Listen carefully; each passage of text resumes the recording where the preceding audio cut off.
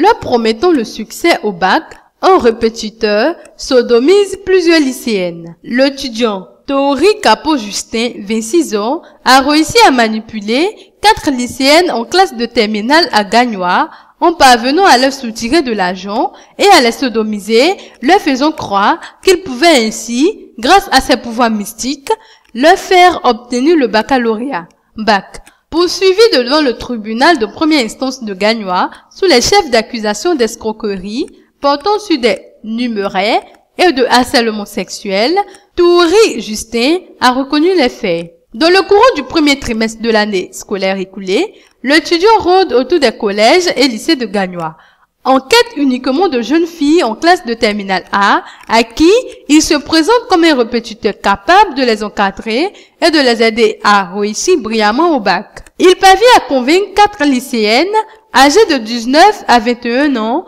à accepter de le prendre comme répétiteur et les encadre tantôt en groupe, tantôt individuellement. Pour faire mordre la part à ses victimes, Toori Justin a fait des démonstrations de pouvoir mystique selon 3 d'entre elles venues témoigner à la barre du tribunal. À sa première victime, KM, il a frotté des feuilles de plante malaxées sur le front et sa poitrine en la rassurant qu'à partir de cet instant, son intelligence était appelée à croître et à lui garantir un succès au baccalauréat et à devenir une personne riche et respectée roulant carrosse comme de nombreuses femmes riches aujourd'hui qui sont, selon lui, auparavant passées par ces rituels. Le répétiteur a posé comme seconde exigence pour que le rituel soit un succès total, que la jeune fille accepte de se soumettre à la sodomie, sans laquelle, a-t-il expliqué, le rituel reste inachevé et devient un danger pour la victime qui s'expose infailliblement à la stérilité et à la folie. Mademoiselle KM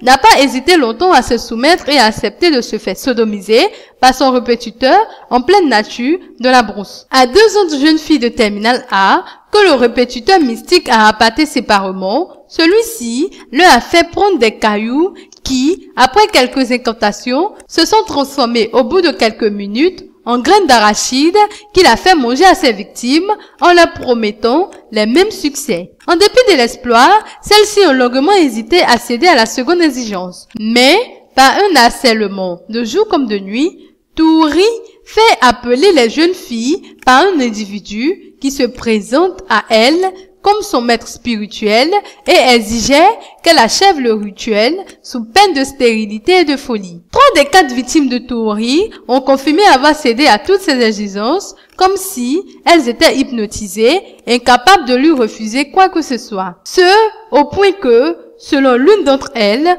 il suffisait que Toori lui demande de venir en brousse pour se faire sodomiser qu'elle accourait aussitôt en laissant un jour le devoir de classe qu'elle était en train de faire pour se rendre au lieu du rendez-vous et revenir après pour suivre le devoir une fois l'acte accompli. Ainsi, tout au long de l'année scolaire, en plus de ce harcèlement sexuel, le répétiteur indélicat a soumis ses victimes à tous ses désirs et leur a stocké de l'argent, dont au total 600 000 francs CFA à la première victime, 220 000 francs CFA à la deuxième et 11 000 francs CFA à la troisième. La 4e n'a pas accepté de venir témoigner, mais le pot aux roses est découvert par les jeunes filles quand leur répétiteur commun s'absente pour un voyage à Abengourou. Elles se rendent compte qu'elles sont soumises aux mêmes stratagèmes de Toori et portent plainte à la gendarmerie le 5 juin 2013. En reconnaissant les faits,